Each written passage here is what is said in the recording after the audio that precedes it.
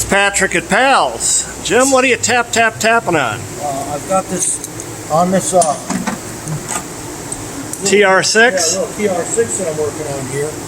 These are the tubes that a cable goes through that runs your wipers. Okay. And this one's got a little kink in it, and I'm trying to get the kink out of it and get them cleaned up so the cable will spins freely in there. It's got a little kink. I'm just trying to straighten that out. Straighten that out, Yeah. and that's got to be straightened out on the inside, right? So Yeah, that the cable can go the through it. cable's got like the cable's about that size, but right now it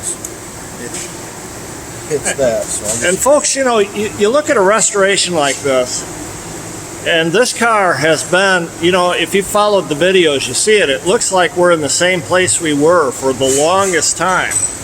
Well, we are in the same place we were for the longest time, but we are making progress.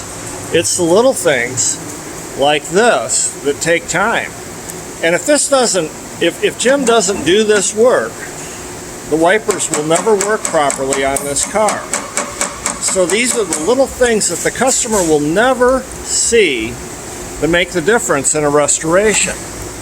Anytime that you take a car apart and put it back together, you're going to find things that don't work properly. Any car that's 50 years old is going to be a car that's lived a life, right? And it's had different things happen to it. Now you can see these tubes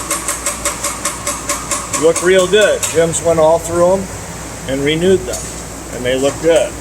He'll continue on with these tubes here, and they'll look just as good. But this is something that the customer will never see, but when it's raining out and they turn those wipers on, they'll be glad he did it. If you've got a TR6, bring it to Pals. See you soon.